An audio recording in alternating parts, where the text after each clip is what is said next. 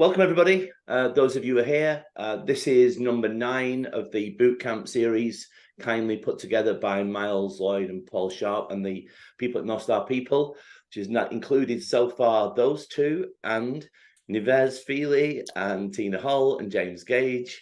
And watch this space for next year, as I understand it. There's going to be more additions to that as well. So first of all, thank you, Miles, for the last 9 weeks at least of these webinar series. For those of you who know me, Miles and Paul came on to give Sean and I a lighter touch and gave us more work to do, which we're always very thankful about. Thank you very much indeed. But what I thought I'd do, for those who have just joined us, I'm just going to share my screen and just share very quickly for this purpose alone of what we've actually covered so far. And I think if I do that, hopefully, Miles, is that straightforward? Can you see that? Yep, got that. You can, good stuff. So for everybody that's not been part of this yet, or you're watching this after the fact, we are going to take all of the webinars that we've done so far into clips. North Star People is a collective of advisors to a board level, and what they've very kindly did over the last 9 weeks was come up with these 9 areas, which were a boot camp for how you might put yourself into better shape as you get into 2024. This is kind of the catalogue that we've ran so far. And I'll skip over this if I may quickly, Miles, because I'm sure people have seen this before, and if not, then they can always look back on this. But these were what they were. The first was build game-changing recurring revenue services, then measuring marketing ROI in your marketing. Consciously inclusive, you and I did that one, didn't we, about diversity, equity, inclusion, and belonging. We went on Nivez, then talked about understanding cash flow with the guys down at Sapphire as well. And then myself and Tina talked about an EVP and what that looks like. And if you've not seen that one, I recommend you, if you don't want to watch the whole thing, then watch certainly at the end where I share a screenshot of a particularly great EVP that somebody has done. And I think it'd be good inspiration for everybody else. Then Sean talked about nurturing talent for the business, benefits of having a decent benefits package, particularly focusing on commission schemes. We talked about last week with sales management after the boom with James and Sean. And Miles, today you're going to talk about how to create a killer strategy that delivers an enterprise value-led reality. So I'll stop sharing there if I may for now. We'll come back to ourselves. Let's get into that straight away, Miles, because I think the audience watching this should know 2024 is going to be where we bring lots of case study. So there's going to be member examples, supplier examples, people like yourself examples throughout the year of not just this is what the right thing to do is, but these are what we've witnessed are the most successful versions of that. So yeah, let's go to the first question, Miles. And I say we've got a couple, believe it or not, already in, which is a bit cheeky, but here we are. Can you give me some insights in terms of the process that you would normally go through in creating a business strategy which will be meaningful and relevant? Oh, blimey. Okay, that's a big open question. You'll have to rein me in if I start to go too deep and too detailed. I think the most important thing from my perspective is this doesn't have to be overly complex.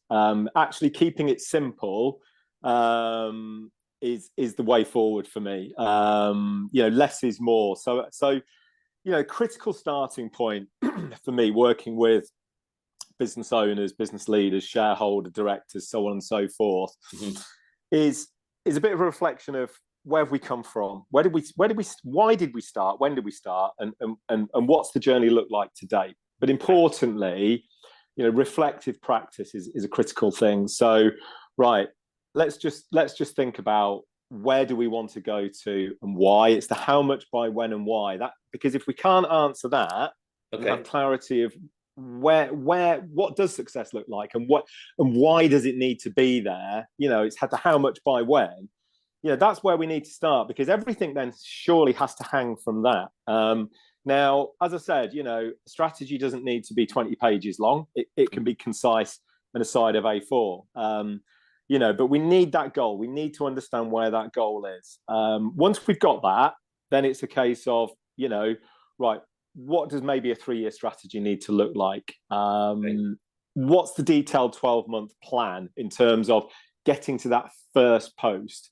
And then, chunking that down into quarters, is really important. It's it's giving us something to manage, because to make a strategy come to life and make it reality, Yes. it's got to be something that is living, is breathing, is organic, isn't just a document that we go back to in 12 months' time and look at and say, oh, we seem to have missed that, and we forgot we agreed to do that. It's got to be something we live to, we measure ourselves to, we challenge ourselves to, and it can change.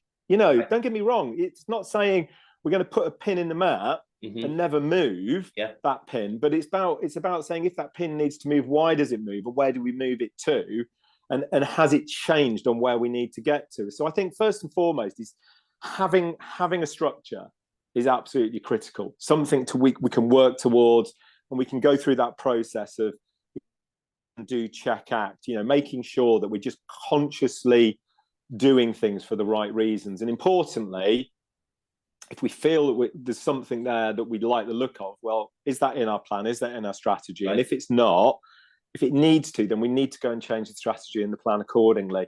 Right. And this is the hard discipline that I've seen so many business owners fail to do, which is why they get to that reflective point, either randomly or, it's January or it's December, let's reflect. Yes. And it's like, and you've just lost control, and sometimes that can be a good thing. And the business can be going really great, as I think a lot of us have seen in the last, well, probably not the last 6 to 9, but previous to that, the previous 18 months, where, look, the sun was shining so brightly. Yes. Our wheat was growing really high, and it just felt amazing, didn't it? But absolutely. Sadly, a lot of people got carried away with that, and are now suffering the consequence of just allowing to bask in the sunshine without actually really being purposeful around that growth and why it was there. I think so. And I would argue that the business plan stroke the strategy that people tend to put, like you say, put a pin in it for the year or for the next 2 years or 3 years, they sometimes don't look back on the micro version of that, because they're always looking for that bigger picture. And as you say, that it's such a liquid document, recruitment, you don't sometimes get the opportunity to go, right, well, are we there? Let's look in 3 months' time and see where we are. That could be too slow a turnaround. I remind myself of the teams I had. I was always checking almost weekly that there was something that are you online for this? If you're at 60% of your target and you're halfway through the month, you're probably going to hit the 100% of the target. But where are you with that? What's pipeline look like? And I think, as you say, that's where I see the difficulty within the recruiter seems to lay with, this is my plan, stroke my strategy. It's not what I said, so I'm just going to kind of put my head in the sand a little bit with this. Yeah, I don't disagree with what you said there. And I think it's about having that separation between what's strategic and what's tactical day to day. Again, with smaller businesses, when I talk about smaller businesses, maybe people sort of sub 30 heads. Yes. It's very hard for directors, owners to actually work on the business, because they're in it. They're in it day to day, and they get dragged into the tactical, functional of it. And don't get me wrong, hitting weekly targets of activity, hitting monthly targets of GP is critical. Yes. But at a strategic level, we need to work at that level as well. And that's why I think sometimes having clarity of what are our medium-term objectives for the next 2 to 3 years, where do we need to get this to? What do we need our products, our services to look like? Because I think sometimes trying to get out of that more of the same mentality, don't get me wrong, doing what we do and what we've always done is great, and we can do more of it. We can do more with those existing clients. But sometimes just sitting back and actually saying, is that going to be enough? Or actually, is that adding enough value? Part of our title today was about enterprise value. And look, if the reality is your business is worth X, and you see that you want your business to be worth 5 times X or 10 times X, well, if you're going to do more of the same, you've got to grow at that level. But if sometimes you do something different, if you look at innovating your product, your value proposition, if you look at expansion, taking what you do into other areas, then maybe actually it doesn't need to be 5 or 10 times the growth to see that growth translate to the bottom line. There's things to think about there as well. Well, why don't we explore that a little bit? Because I think from my side, that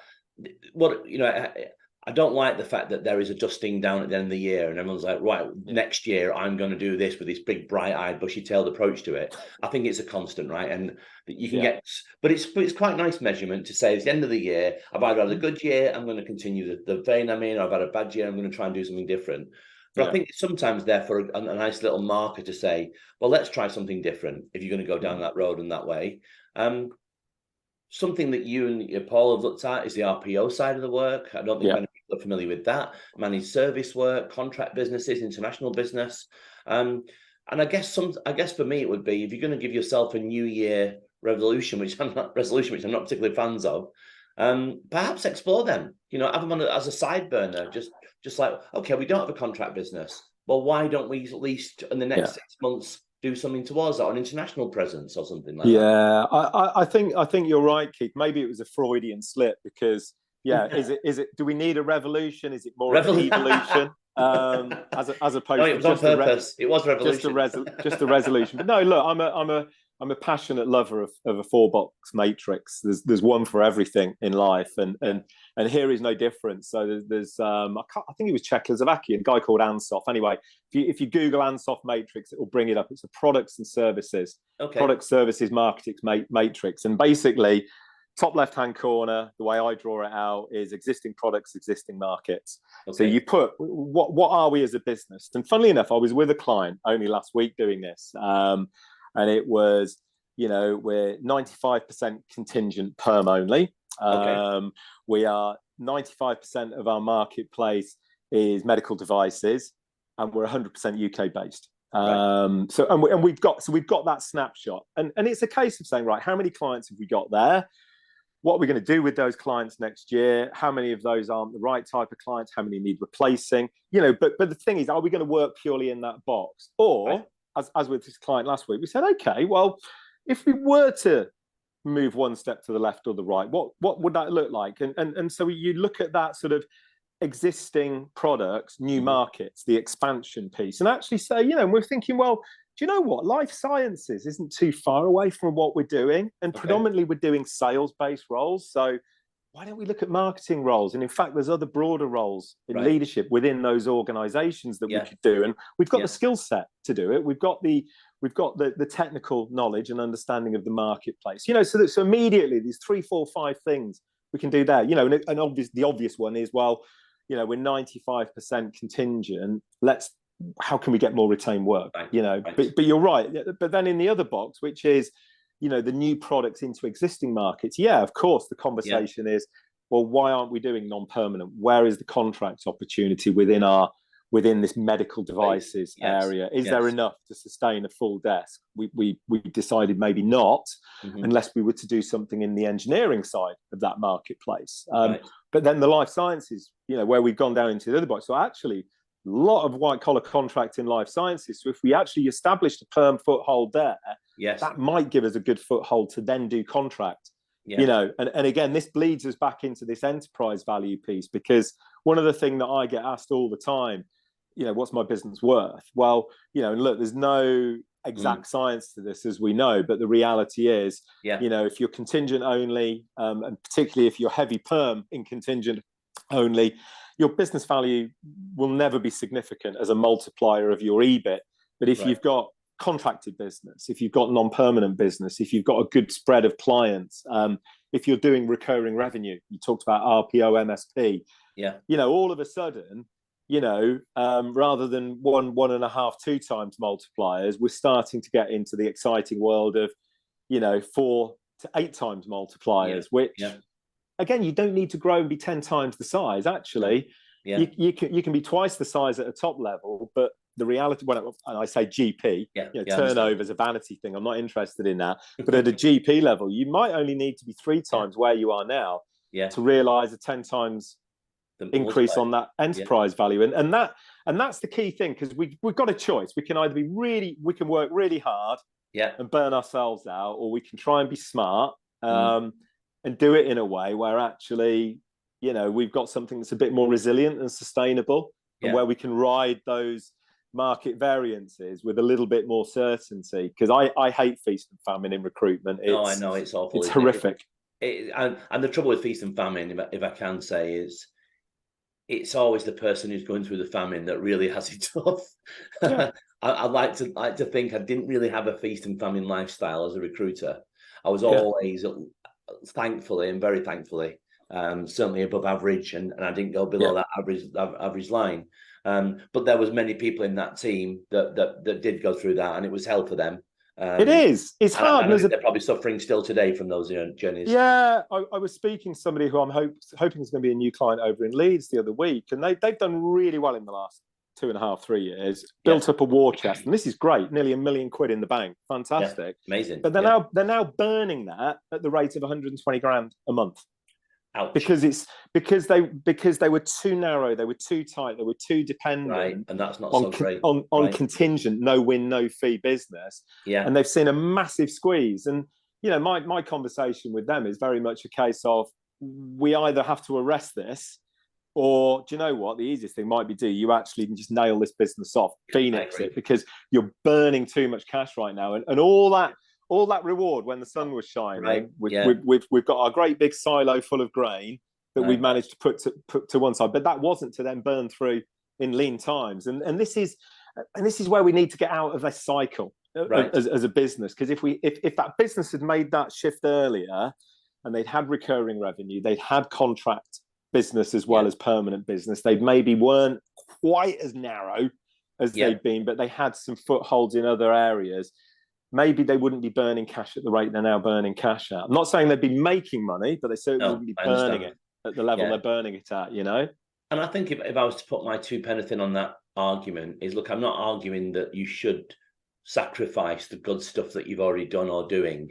And I don't think it should ever be a detriment, these new ways that you look at creating more enterprise value within your business. But I do think if you can get a more balanced model where you at least have got those options available to their potential. We'll talk about financial events later, and we'll talk about mergers and acquisitions later if we can, if you don't mind. But I've been a huge advocate. I don't like using the word always, but I've tried to more than often say, why are you doing this? And I don't know many people who actually do it because they love recruiting. And I say I don't know many because, unfortunately, I do know some people who actually just love recruiting. I mean, I've got a couple of close friends who they can't believe how lucky their life is. They're say if you find the perfect job, you'll never work a day in your life. Well, I know a couple of people who do that with recruitment. I've never had the luxury of that. I've always seen it as a means to an end. But I've always tried to make sure there's a balanced model then that would work like that. I think you're right, Keith, and I think one of the key things for me is even if you are in that rarefied area, do you know what? I'm not interested in thinking about an exit. I've got 20 years left in me. I love this so much. I'm just going to just carry on. Well, that's all well and good, but my immediate response to that is understanding how dependent the business is on you as a leader. And it's what you say you've got 20 years left in you, but what if? What if something happens? What if something pretty ugly goes on? A friend of mine, and it's really tragic this, but he got diagnosed 2 months ago with an inoperable brain tumor. Right. And you think everything's rosy in the garden, you're happy, you're content, you've got everything mapped out. So that's why for me the important thing is, even if, and it's not about saying I need an event in 3 years, 5 years, 7 years, but that's 10 years is too far off. So don't worry about it now. The important thing is let's build a business that's resilient. Let's build a business that we can grow sustainably. Let's build a business that we're in control of, that has value. So if something happens significant, that means that you can no longer continue, you're not sat on a pile of sand or a pile of shit, excuse my language, but you're sat on something, on a pot of bloody gold that you can convert into value, because you never, ever know what life is going to chuck at you. So, and far too many people work far too hard for too long to not realize the value of their asset. Yeah, I do agree. So that's the key for me. Well, I don't think we'll get a chance to cover it today, but for those that know or have seen the calendar for 2024 for the Power Hive, one of the programs is the financial event program. And what we're doing over next year and probably into 2025, we are going to help people build a toolkit where even if you're not going to have a financial event, at least be ready for it and have the tools that go with that. And you're right, Miles. I think it's not just the personal things that can affect you. Look at COVID and what that did. Yeah. Look at 9/11. Look at, these things seem to come up at time and time again. They're never the end.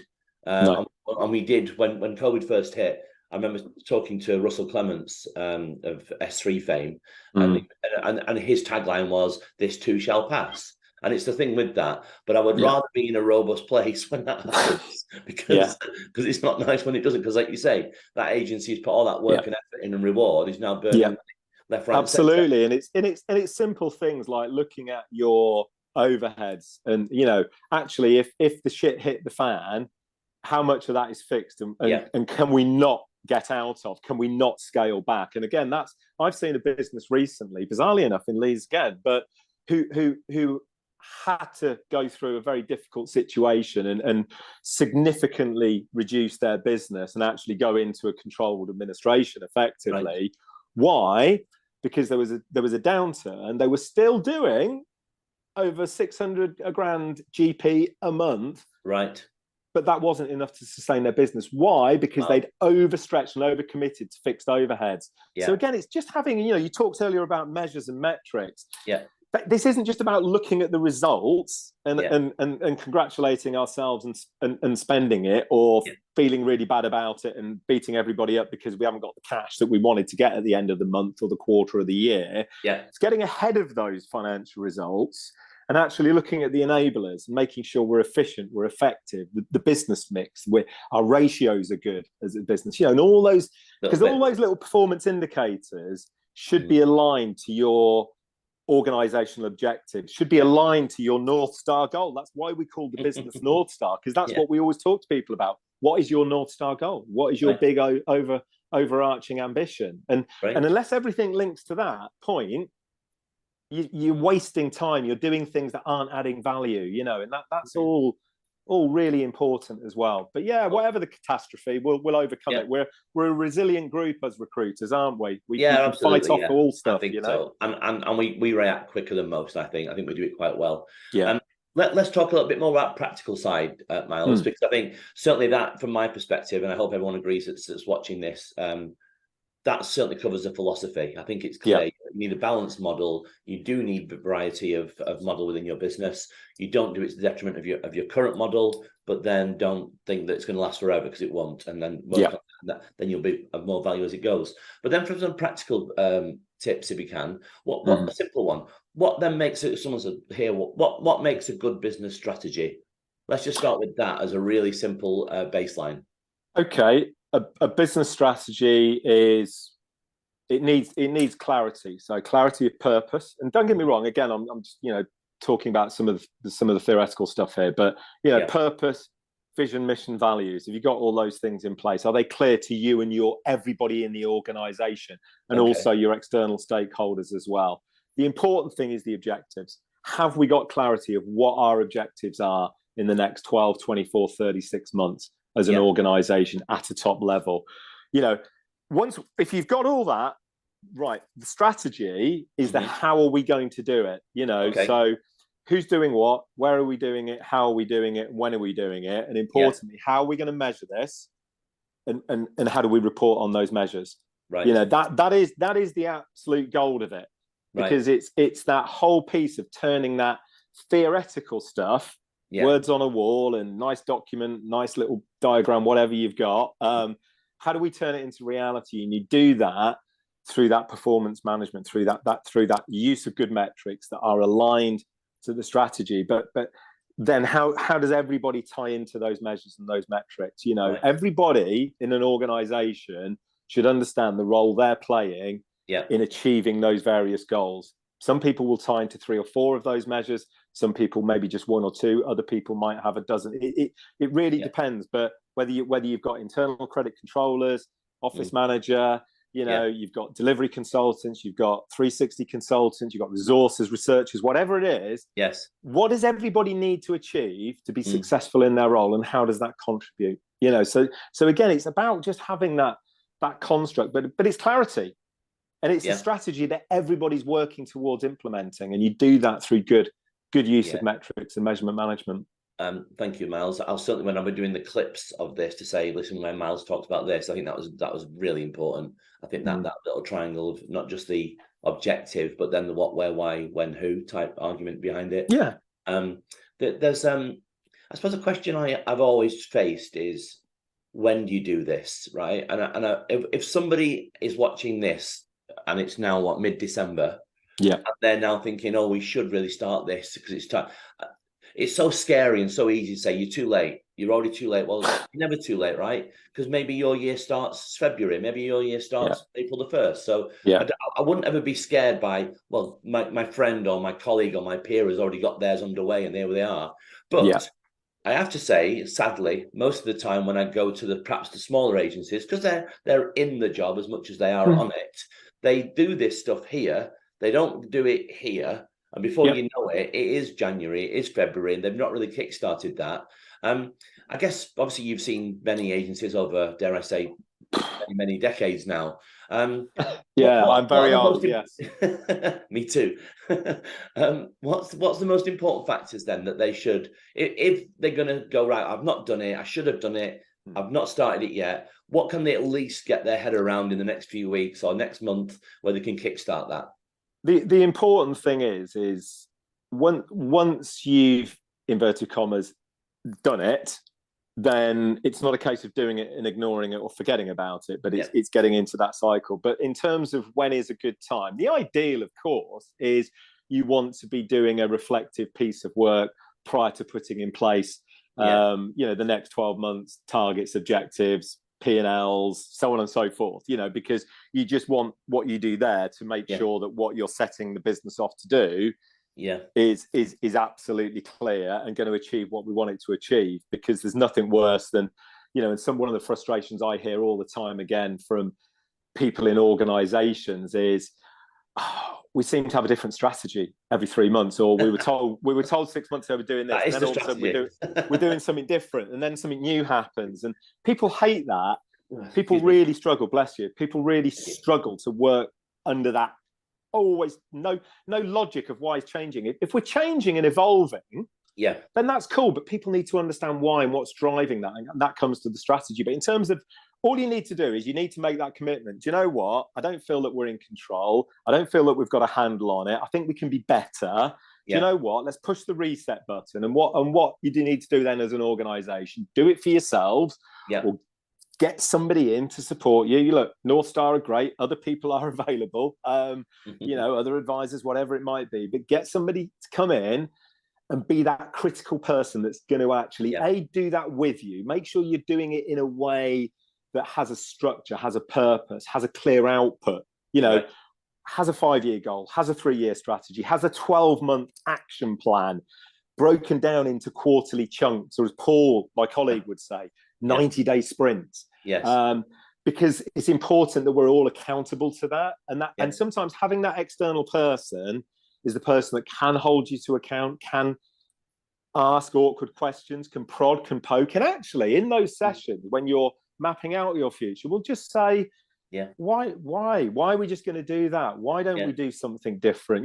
And sometimes if you become institutionalized, you just all go together. If you've got a team that all agrees on everything all the time, as nice as that is, it's great. Right, we're done. It only took us 20 minutes to do that. Let's all go down the pub, or let's all go for lunch. It's having somebody that will just constantly be that little person that scratches away and says it's not tight enough, it's not clear, the objectives aren't smart. You just need that person that's going to just be bloody awkward. I think so. Yeah, and also as well, sometimes you almost need to have, as you say, whilst you're still in speech marks employing those people to help you with these journeys, they're all the ones who will hold you accountable to that. An example, just very quickly, is when I had my own business life coach within the progressive brand of S3, for example. I almost didn't want to let that person down with the things that we'd said I was going to do in the next 90 days. So I made sure that I was working bloody hard on those things. And when it came to that next meeting, I wasn't embarrassed that, well, what did you do about it? Where are you on those 3 things we said we were going to achieve? And I go, absolutely. Well, I had pride in going, I've done those 3 things. What's the next 3? And I think sometimes that accountability is just that extra little bit trigger that you might need to help you with that. I think you're absolutely right. And some of these things, it's about knowing what success looks like, maybe in 3 months, in 6 months, in 12 months, 24 months, and building out from there. If you're going to make that commitment, say, right, we're not happy, where we are, we want to do, so let's do something that's in that contract space. It might just be a case of, our first half of next year is actually, getting somebody in who's going to run that, who's going to drive that, or whatever, or it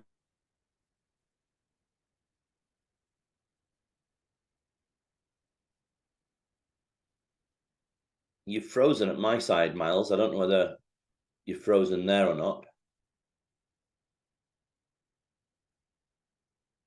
So I think it's just Believe it or video. not, I you don't actually know. froze then for about 30 seconds. Okay. So I don't know what you're saying. I bet it was great. let me backtrack. Yeah. I think. Oh God, where's my thought gone now? Sorry. That's So I was just saying, sometimes you need to have that accountability, because that's the trigger that gets you there. And if other people were listening to you then, and I couldn't, sorry, it can is. you just repeat that thought pattern? I will, Keith, for the sake of the recording. Absolutely. The important thing is for me is to understand what success looks like, and it isn't about saying we need a contract division. It's about saying, well, okay, what does success look like in terms of setting that up, securing somebody to maybe run it, manage it, or maybe how many. Maybe our first success is actually we just start asking the questions of our clients, seeing what opportunities are there, how many good quality contract vacancies can we get on, can we get maybe 2 or 3 non-permanent workers out, it's about taking small steps. If you're trying to do one massive leap, the likelihood is you'll fall into the bloody drink. So let's take small steps, let's understand what that journey looks like, and then then we can check, and we're happy, we're comfortable where we are, let's move forward again. That's the key thing for me, and that's what makes a good strategy. It's not massive leaps, it's about a strategy that might in its entirety look like a colossal leap, but actually we've chunked it all the way down, and we can manage and measure that success going through. I think that's really important. Well, let's stick on that path a little bit if we can, and let's talk then specifically around what would the aspects be that would create that kind of enterprise value then in a recruitment business. What aspects are important to an agency for them? They should be, at least, as you say, at least having the conversations now, if not already putting some of these things into practice yet. I mean, things that give a business value. I mean, we talked earlier about some of them, but let me just sort of repeat for the sake of this exercise. So look, in terms of what is your net, what is your net profit, and because that's the way that a business is going to get valued. It's going to get valued as a multiplier of your adjusted bottom line. So what's your net profit now, and what would it be with the principals out? And when I say principals, I'm talking about the individual principals, not our principals as a business. Not the immoral company. No, exactly. So what does that adjusted EBIT look like? Because that's what we're going to base the multiplier on, and that gives us a starting point, doesn't it? But what puts cash into that bottom line? Well, it's about where's that coming from? So where are we generating our GP from? So if it's all no win, no fee perm, chances are your multiplier will always be around the 1 either side, quarter of a percentage point, because there's no value in a perm only business unless you are super niche, super specialist. But even then, it's on relationships, and consultants can leave at a moment's notice, and clients can leave at a moment's notice. So who's going to give you a pile of cash for that? Not many, if I'm honest with you. And let me just add to that, Miles. Sorry to interrupt, but let me just add to that. I think this is where some people need to see the clarity of this. We're not talking about a sale necessarily. And I would argue, as you just pointed out there, if you've got a permanent business, you're probably not going to get a sale. I'll be straightforward with everyone, unless, as you say, there is a significant anomaly to the rest of the industry. You won't do that. But you may get a financial event of some sort, and that's a different topic. That's exactly why enterprise value is the important thing to think about here, Keith, because multipliers will work in different ways. And you're right, trade sales, horrific things to go through and be in control of. Usually it's not you, it's the acquisitor that's in control of it. Lots of unknowns, heartache all the way, lots of cost if you get to the end and it doesn't quite work out. Honestly, horrific, absolutely horrific. So MBOs, EOTs, are very, very good options, or hybrids of those are good options. But so getting your business mix right. So have we got the right types of customers? Have we got enough customers? Is our business spread amongst those? Are we doing permanent and non-permanent recruitment? Because again, if you've got, you know, white collar contract where it's 6-month contracts, it's day rate stuff, there's levels of commitment, there's levels of revenue that, I wouldn't like to use the phrase guarantees, but we can forecast accurately, and we have a certainty about what would be coming in. You spoke earlier about RPO, MSP. It's a very different thing. You're talking about 1 year, 2 year, 3 year contracted revenue, and it's recurring revenue where some of it's management fee based, not just based on success. Those are significantly valuable. So again, you know, if you've got a business that, rather than just being in 1 or 2 boxes, and you've got 3 eggs in 3 boxes, but you've got a dozen eggs in a dozen boxes, that's much less risky. And therefore it gives the business more value. It makes it more attractive. You know, so all of those things are the big critical things. You know, yes, there's value in brand, but unless you're a Coca-Cola or a Google or an Apple, you know, really, is somebody going to, you know, give you a huge amount there? It's so you know, having good processes, procedures in place, bizarrely enough, will give you business some value. Because if it is a trade sale, for example, actually having a business that's easy to scrutinize, easy to look at, easy to understand, to go in and test, you know, how good it is, you know. So you know, don't get me wrong, you know, when people go down that route of ISO and stuff like that, it's not because they just want an ISO badge or because we can't work with the government or the NHS unless we've got that type of accreditation. It will give value. If you've got an operating manual, a quality manual, if you're ISO accredited, that has some value to it. Are you generalist or are you niche and specialist? Because again, that will, again, we're talking about percentages of single figure percentages in valuation here. But, you know, if you're doing something that's pretty attractive, you know, cybersecurity, you know, data, gaming or whatever, you know, that compared to the generalist IT stuff, you know, there might be some more in that. Is it just UK, or are you doing business overseas? Right. You know, again, US, Europe, UK, you know, just spreading your load a little bit. I mean, you wouldn't want to go and do all your business in some of the dodgier economic regions of the world, because again, that's too risky. But just it's just, so I think it's holistically looking at it as a whole and just sort of where are we now? And that's the important thing. And something I did with the client last week is say, you know, look, factored in everything as to what you look like right now. This is where we think your enterprise value is, and that allowed us to say, where do we want it to be?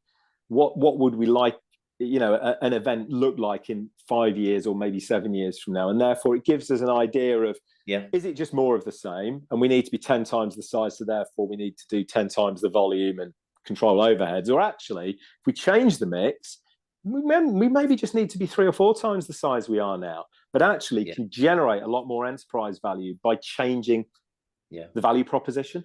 You know, and that's the cornerstone of EV for me. It really is. Yeah, it really is. And I think that's the key message of it. You know, if the answer to the question is how do you create a killer strategy for that, I think that's it, isn't it? If you can spread yourself, and I say spread, I mean add to, don't spread thinner.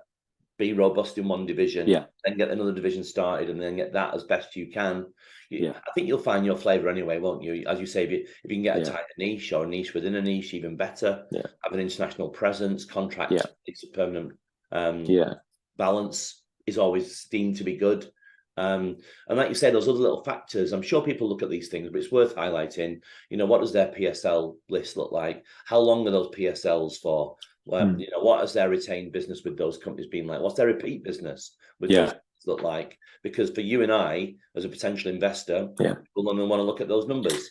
Look, people will either, you know, buy a business if it's a trade sale, or take over a business if it's an MBO or whatever it might be. But it's not just about I'm doing it because of what it's worth now. It's about the potential that it can grow to in the future. But having a handle on, you know, what is our customer retention metric over 1 year, 2 year, 3 years? What is our customer growth metric for those clients over 1 year, 2 year, 3 years? What's our cross-sell look like as an organization? If we've got multiple divisions or multiple products, are we maximizing that potential? You know, all those things you need to be in control of, and you need to understand where you are. Funnily enough, this client last week, one of the sessions we did as part of the day was we did a customer segmentation. And we actually put up on the board, how many unique clients do you think you've had in the last 3 years? Of those, how many have bought in each of the last 3 years, or how many have only bought in the last 2? And so, and do you know what? Now, considering these are people who own that business, How many's in the team? Just give me some and manage it. Well, it's a relatively small business, so there was only 6 people in the business, and 2 people in the room. Right. But neither of those 2 people could give me the numbers within 15% of where those numbers actually were. Right. Okay. Wow. And that's just, and it's not to beat those people up. It's not critical. It's just a fact of life of recruitment, isn't it? And that's just saying we need to be in control. We need to understand, you know, and doing that piece as we do, Paul and I, with segmentation. What are those relationships like? You know, are these people stars, or are they dogs? Are they cash cows?